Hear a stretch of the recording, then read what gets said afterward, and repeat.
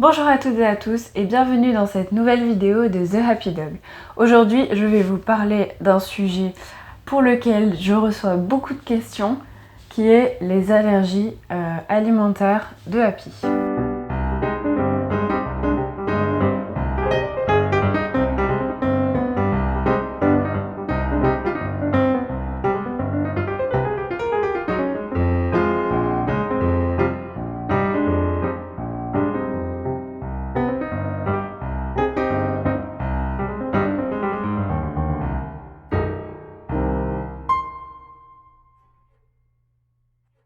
Pour commencer, je vais passer un petit peu en revue l'historique alimentaire de Happy. Quand on l'a adopté, il était dans une association nourri aux croquettes. On lui a donné pendant quelques semaines un reste de ces mêmes croquettes. Et ensuite, on est passé au ONAT grain free, principalement du poulet et de la dinde, les protéines qu'il y avait dedans. Tout simplement, on le trouvait toujours dérangé au niveau intestinal. Il avait beaucoup de diarrhée, il faisait aussi beaucoup d'otites à répétition. Donc on se retrouvait pas mal de fois chez le véto. Donc voyant que ça allait pas très bien sous ces croquettes, on avait changé. On a pris les ONAT classiques. C'était à l'agneau et au riz.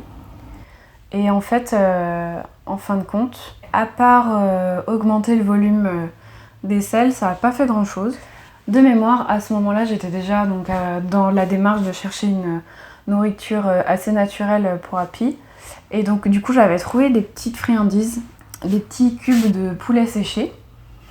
Et donc dans ces friandises, qui étaient donc naturelles, c'était vraiment juste 100% de poulet séché. Je me souviens avoir regardé, vérifié cette composition plusieurs fois. Et en fait, quand on lui en donnait un, le soir, le lendemain matin, c'était grattage sur grattage sur grattage. Grosse plaque sur le ventre. Et des très très fortes démangeaisons, surtout calées au niveau du ventre. Donc c'est à partir de ce moment qu'on a eu un peu le déclic, le poulet ça passe pas. Et c'est là que j'ai commencé à faire le lien avec ces croquettes avant qui étaient du poulet et ces otites. Entre temps, voilà, je suis allée lire aussi sur internet, voir que les allergies alimentaires pouvaient donner des otites à répétition. Et du coup, je suis partie à la recherche de nourriture pour chiens sans volaille, pour être sûre qu'il n'y ait aucun poulet dedans.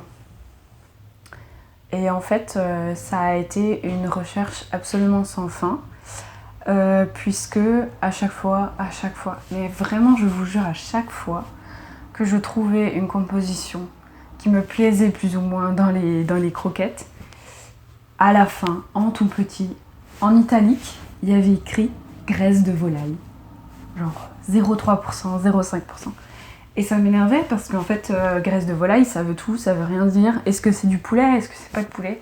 On n'en sait rien. C'est là qu'on a cherché, finalement, à s'écarter des croquettes et à composer l'alimentation de Happy nous-mêmes. Parce que c'était impossible de trouver une alimentation industrielle, on va dire, en étant sûr et certain qu'il n'y aurait pas de poulet dedans. Et c'est là qu'on a débuté le cru. Donc, en général, dans les méthodes, quand on débute le cru, on nous dit commencer au poulet. Donc déjà, là, on était sûr qu'on n'avait pas envie de faire ça, parce qu'on savait qu'on courait droit à la catastrophe. Du coup, on a commencé avec du lapin. Quand on commence voilà, l'alimentation crue, ce qui est bien, c'est justement de respecter des introductions. Je vous ferai une vidéo sur comment je fais les introductions pour justement se prémunir de ces problèmes allergiques. Chose qu'on ne peut pas du tout faire quand on est dans une alimentation industrielle où tout est mélangé et finalement on ne sait pas exactement ce qui va causer des allergies, des problèmes. Et du coup on passe même souvent à côté de problèmes qui sont de source alimentaire. Et on pense que ça va être l'environnement, que ça va être le chien qui est stressé, etc. Non, en fait, parfois, ça peut être alimentaire. Et donc du coup, le fait de préparer soi-même l'aliment pour nos animaux, ça va vraiment permettre d'adapter voilà, aux différentes allergies probable ou intolérance. Quand on fait ces introductions, nous on les a suivies plus ou moins rigoureusement, voilà, donc en général on les étalait sur 5 à 6 jours. Donc en fait ça consiste à tout simplement garder pendant 5 à 6 jours le même aliment pour être sûr que s'il y a une réaction pendant ces 5 ou 6 jours, c'est ce nouvel aliment qui cause ça. Je me suis dit bon, le poulet, voilà, ça doit être sa seule allergie. Et j'étais assez confiante sur la dinde et du coup j'en avais acheté une bonne dizaine de kilos à ma première commande groupée. Grosse erreur. Quand on fait les introductions, n'achetez pas en commande groupée, achetez plutôt quelques grammes à la boucherie ou en supermarché. Ou alors ayez un bon réseau pour pouvoir revendre cette viande. Et on a donné des croupions de dinde, donc pendant 2 jours ça allait. Et le 3e jour, la cata. Gros grattage, grosse plaque rouge, etc.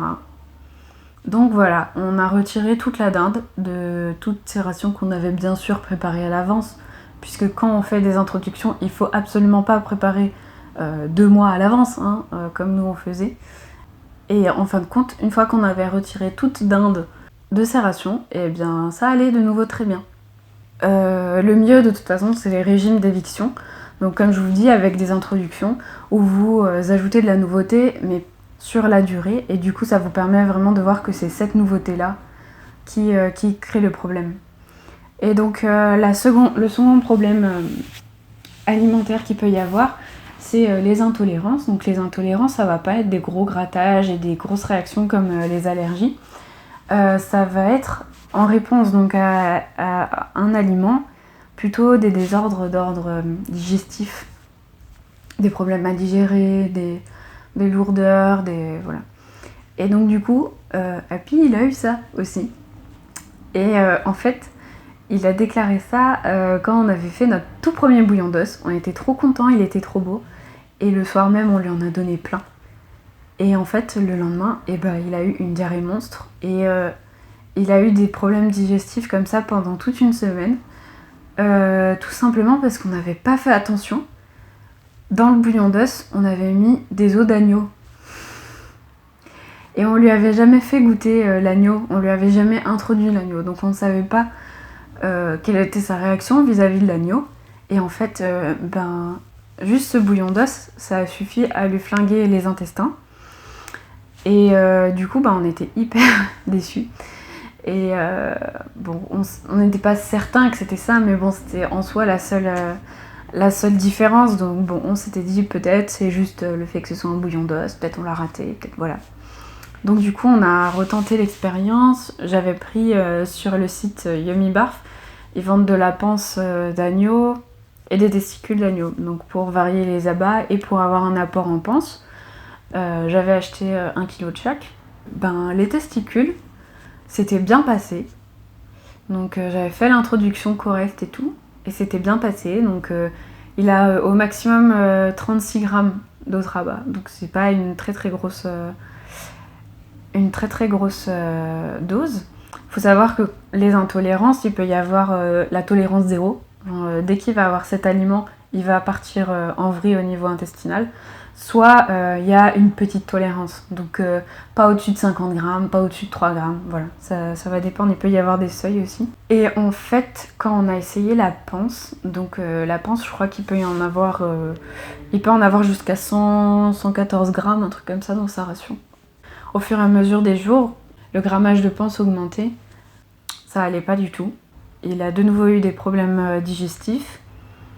Du coup, on a arrêté la panse et on s'est dit, les testicules, ça passe, donc on continue les rognons blancs d'agneau. Et là, en fait, ce mois-ci, on avait des rognons blancs d'agneau. Et maintenant, il part en allergie sur l'agneau. Donc, prochaine commande Yummy Barf, on a commandé lapin, cheval et ce sera tout. On va repartir à zéro dans les introductions, pour être sûr que ce soit bien l'agneau, mais on a de gros indices qui nous disent que c'est ça. Donc voilà, on va refaire ça correctement et du coup ça va me permettre également de vous faire une petite vidéo sur comment faire des introductions, comment débuter le cru. Donc si ce sujet-là vous intéresse, si vous êtes touché par ce sujet, je vous conseille très fortement le livre du docteur Jutta Ziegler qui s'appelle Toxic Croquettes. Il est vraiment très intéressant, ça donne plein d'exemples en fait, de choses qui se sont passées parce qu'elle a un cabinet vétérinaire. Et elle parle justement du fait que les croquettes chez les chiens qui sont déjà très sensibles au niveau digestif, ça peut créer des allergies alimentaires, des troubles. Je vous laisse découvrir ça et puis j'espère que cette vidéo vous aura plu. C'est un format un petit peu différent des autres, un petit peu plus confession, etc. Mais voilà, ça me plaît aussi, si vous ça vous plaît, j'en referai d'autres. Merci beaucoup d'avoir regardé cette vidéo jusqu'au bout. A très bientôt dans une autre vidéo. Portez-vous bien d'ici là. Ciao ciao!